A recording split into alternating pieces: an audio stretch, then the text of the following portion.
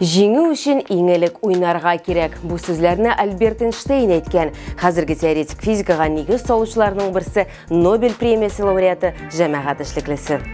Бүгінгі тапшыруда жеңушілер турында сөйлешербіз. Исәнмісіз, сізнің білен білім дүниясы һәм мен тапшырының алып барушысы Айгөл Имамова. Алдағы минутларда Олимп геройлары бүтін Россия олимпиадаларында жеңушілерні һәм призерларны нешік құтладылар? Республиканың ең яхшы тәрбиешісі Юлия Токмакованың тұрмыш һәм һөнәри яклардан төп асыллары нинди? Мәктәп еллары хуш булыгыз. Татарстанда соңгы кыңгырау бәйрәмен ничек билгеләп үттеләр?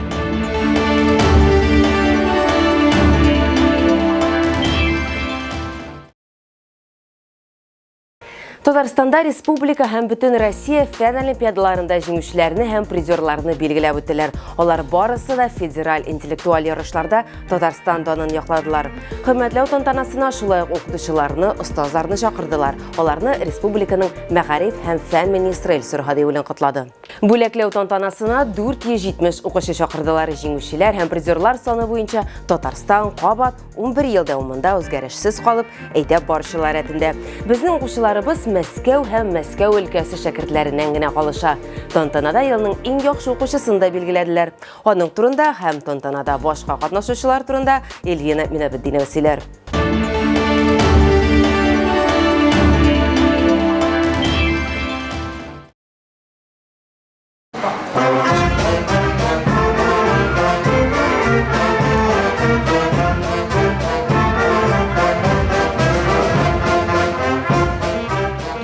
Янында оркестр, ә сәхнәдә неон шоу. Шулай пирамиданың концерт залында олимпиада җиңүчеләрен каршы алалар. Бүләкләүгә республиканың төрле районнан балалар килде. Әлинә Хәбирова Әгәрҗе районнан. Татар теле буенча олимпиадаларда ул 7нче сыйныфтан катнаша. Ел саен җиңүче була. Олимпиадаларга бер киреп киткән кеше ул шул олимпиада хәрәкәтендә кала инде, чөнки олимпиадалар ул тормыш мәктәбе дисәк тә дөрес булыр. Олимпиадалар кеше арасында үзеңне тотарга да, үзеңне күрсәтергә дә, кеше белән аралашырга да өйрәтә. Гөлназ Хужина Ралинаның остазы. Татар теле һәм әдәбияты буенча олимпиадага ул инде күп еллар әзерли.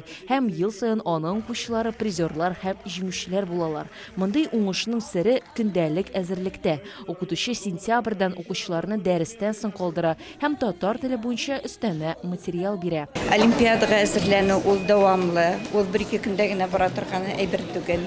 Укучы менә 5нче класстан килгәчтә мин укучының сәләтен күреп алам икән. Менә без шул вакыттан ук әзерләнергә керешәбез олимпиадага. Буа районнан Эвелина да үз туган теле буенча олимпиадада катнаша. Чуаш телен ул 1нче сыйныфтан ук өйрәнә. Һәм аның өчен нәкъ менә шушы тема буенча җиңүче булу зур горурлык. Олимпиаданың тагын бер әһәмиятен ул кешеләрдә күрә. Мондый чаралар яңа дуслар табарга булыша. Очень часто я участвую. Мин Татарстанның төрле районнарыннан килгән балалар белән төрле конкурсларда еш катнашам һәм булар барысы да олимпиадалар ярдәмендә. Шул укучылар белән без монда таныштык. Мәктәп олимпиадалары балаларны укуга кызыксуын үстерә. Шулай ук аларда катнашу активлык һәм мөстәкыйльлекне стимуллаштыра. Чөнки олимпиадаларда укучыларның мәктәп белемнәрен генә түгел, шулай гомуми күзәллауларын да тикшерәләр. Илсур Һадиуллин фикеренчә, укучыларның җиңүләре бөтен республика өчен шатлык. Бу безнең өчен бик кирәкле вакыйга һәм бик истәлекле вакыйга, чөнки олимпиадада җиңеп, призер буламы ул, җиңүче буламы ул, менә Россия күләмендә республиканың данын, аның дәрәҗәсен үстерүче. 2023 елда җиңүчеләр һәм призерлар саны буенча Татарстан лидер төбәкләр эшлегенә керде. Бу статистика 11 ел дәвамында үзгәрешсез кала. Һәр ел саен олимпиадаларда катнашучылар саны берничә тапкыр арта. Барысы да балаларның интеллектуаль яктан үсү теләге артуы аркасында. Без чираттагы елны тагын бер тапкыр үзебезнең мөмкинлекләребезне акладык, сакладык. Россия күләмендә 3нче урындабыз.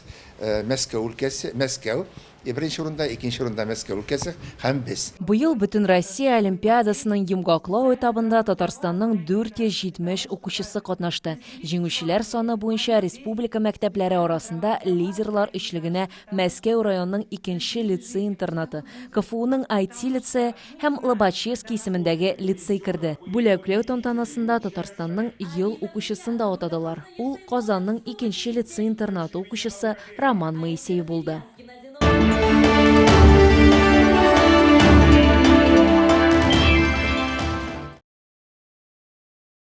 Татарстанның ел тәрбиешісі искәрти Казанның 101-ші балалар бақшасы педагогы Юлия Токмакова. Татарстан данын ул федераль дәрәҗәдә яклаячак. Билгеләп үтик, Юлия өчен бу бәйгедә беренче катнашуы. Ул үзе күп балалы әни. Билгеләп үткәнчә, балалар бакчасында эшләү аңа шуны раслады: балаларга өстән карамаска, дөньяга бала күзе белән карау сәләте булырга тиеш. Укытучы һәм остаз елына багышланган рубрикабызны дәвам итәбез. Эльвира Җамалетдинова, педагог Юлия Токмакова да кунакта булып кайтты һәм конкурсның киләсе этабына әзерлекне күрде.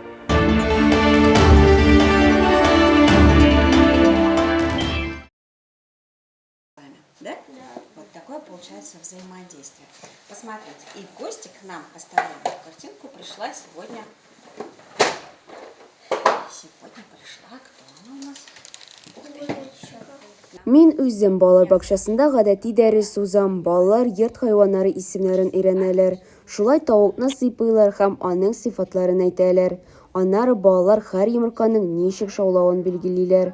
Нәкъ менә шундый методика ярдәмендә алар игътибарлыкны үстерәләр. Юлия Токмакованың мондый уеннары күп.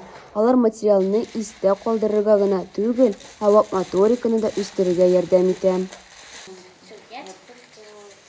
Ой, ну здесь вообще ничего не видно. Не видно, значит, Балачакта Юлия укытучы булырга хыяллана. Өйдә ул уенчыклар белән уйный, алар өчен дәресләр үткәрә. Аның бу һөнәргә яратуын әбисе үстерә. Шуңа күрә Юлияның һөнәр сайлауда шикләре юк иде. Һәм ул педагогия көллиятенә укырга керә. Әмма укып бетергәч һөнәре буенча эшли алмый. В те времена работать Ул вакытта укытучы яки тәрбияче булып эшләү шактый авыр иде һәм миңа башка нәрсә белән шөгыльләнергә туры килде. Күп еллар узгач, һәр нәрсәдән арыгач, мин чынлыкта нәрсә эшләргә теләгәнемне уйладым. Акча өчен түгел, җан өчен. Күпләр миңа син нәрсә эшли аласың, нәрсәне ошатасың, шуны эшлә диделәр. Бу миңа сәер тоелды.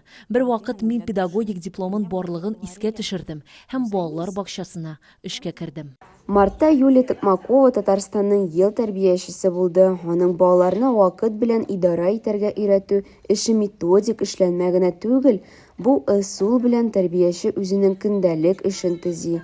Чөнки бу методика ярдәмендә балалар үзләре тәртипне саклый һәм үз вакытларын дөрес куллана алачак. мы стараемся учиться. Без инде кичкенә яшьтәге булган балаларны вакытта оештырырга өйрәнергә тырышабыз. Аларга мәктәптә җиңелрәк булсын өчен һәм соңыннан тормышта да булсын өчен. Берничә елда Юлия гадәти төркемнәрдә эшли. Күптән түгел аңа мөмкинлекләре шикле балаларны ышанып тапшырганнар. Тәрбияче сүзләренчә, мондый төркемгә күчү зур җаваплык. Беренче көннәрдә авыр булды, ләкин Юлия тиз арада балаларга якынлаша башлады. Һәр баланың үзенчелеген аңларга кирәк, ләкин шул ук вакытта аларны гадәти балалар кебек кабул итү бик мөһим. Сначала мне, конечно, было страшновато. Башта мин үземдә булып чыгырмы, юкмы дип курыктым. Беренче балам минем янга 21 апрельдә килде. Бер генә бала бар иде. Ул минем кулымны бөтен балалар кебек алды. Ул бераз начарак сөйләшә иде, ләкин минем белән уйнаганда мин андый куркынычның юклыгын аңладым. Без аларны гади балалар кебек кабул итәбез. Тәрбияче булып эшләү рәхмәтләренең берсе, әгәр укытучы балаларга игелек һәм шатлык бүләк итсә, алар да аңа шулай ук җавап бирәләр. Юлия Токмаковага кунакка еш кына балалар бакчасын күптән тамамлаган балалар килә. Тәрбияче өчен мондый очрашуларның һәрберсе шатлык. Чөнки ул шулай балалар аны яратканын аңлый. Когда мы с детьми. Без бу юлның ахырында тәрбияче һәм бала гына түгел, ә син аларга тулы хокуклы дус буласың. Дус бала өчен, гаилә өчен дә. Аннары без аралашабыз, мөмкинлек булганда шалтырышырга тырышабыз. Балалар белән эшләүдән тыш, Юлия башка төрле эшчәнлек белән дә шөгыльләнә. Башлыча төрле конкурсларда катнаша һәм яңа күнекмәләр алу өчен мастер-классларга йөри. Хәзер ул үзенең методикасын камилләштерә һәм балаларның вак моторикасын үстерү өчен яңа файдалы уен уйлап таба. Шулай итеп, Юлия ел тәрбиячесе федераль этабына әзерләнә.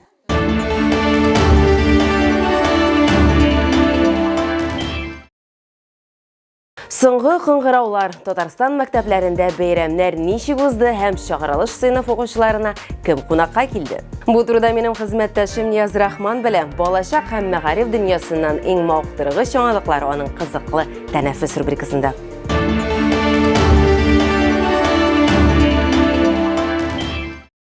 Сәлам дуслар, ишетәсезме кыңгырау тавышын? Ул мәктәпләрдә яңгырый. Әйе, тагын бер уку елы артта кала. Кемнәр өчендер бу соңгы кыңгырау шалтырауы бу мәктәп тормышын, андагы кызыклы хәлләр һәм интернет яңалыкларын яктыртучы кызыклы тәнәфес сәхифәсе. Мәктәп белән саубуллашалар. Татарстан мәктәпләрендә бу атнада соңгы кыңгырау чаралары узды. Әйе, бер карашка моңсу, ләкин икенче яктан чыгарылыш сыйныф укучылары зур тормышка аяк баса. 11 ел дәвамында белем биргән, укырга, язарга өйрәткән укытучыларга алар рәхмәт сүзләрен җиткерә. Татарстан мәктәпләрендәге соңгы кыңгырау чараларының ничек узганы алдагы язмада. И на этом линейка, посвященная вашему последнему звонку, закрыта. Удачи вам, ребят. Удачи вам, уважаемые родители.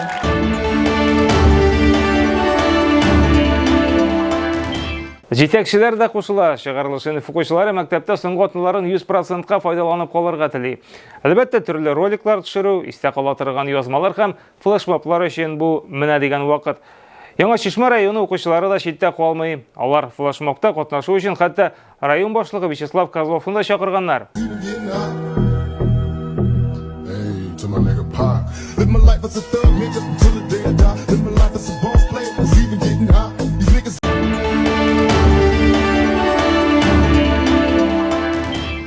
Хаталар өстендә кем эшли? Татарстанда татар телендәге язулар һәм мәгълүмат такталарда хаталарны ачыклау буенча конкурс дәвам итә.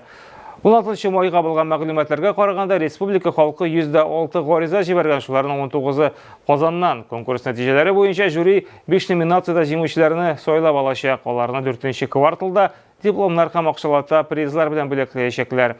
Конкурс 1 ноябрьгә кадәр дәвам итәчәк. Иногда доходит до каких-то абсурдных переводов, на которые, во-первых, без слез не взглянешь, иногда без слез абсурда, да, скажем так, иногда вызывает смех даже какой-то. На самом деле тут смеяться и радоваться нечему, да, это очень как бы позорная история. Ошибки визуальной информации, кто подписывает, кто дает добро, то есть вот эти вещи должны быть на государственном уровне систематизироваться. А вот эти конкурсы, они, наверное, помогут для решения вот этих вопросов.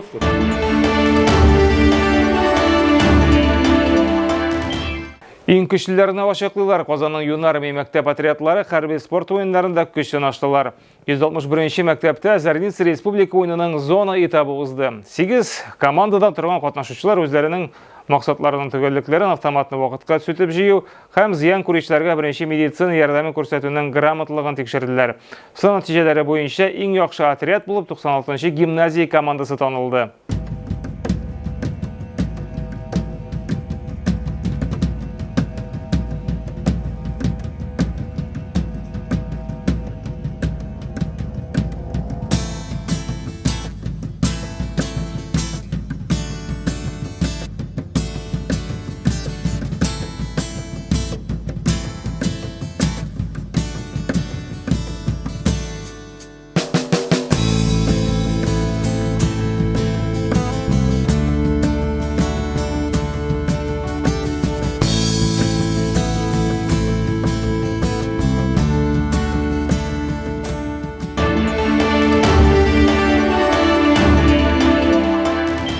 Бу атнага менә шулар иде, очрашырбыз.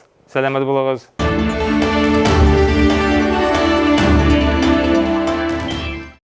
Балалар мәктәпләрдә үткәргән вакыт кебек үк безнең тапшыру да бик тиз узып китте. Күпчелек укучылар өчен каникуллар башланды. Чыгарылыш сыйныф укучылары өчен исә имтиханнар вакыты җитте. Хәзер алар инде яңа казанышлар алдында тора. Сезнең өчен бу дөнья ачык, алда кызыклы вакыйгалар, яңа дуслар, яңа очрашулар көтә. Юлларыгыз җиңел һәм бәхетле булсын. Уңышлар, бәхет һәм җиңүләр теләп калабыз. Исән сау булыгыз.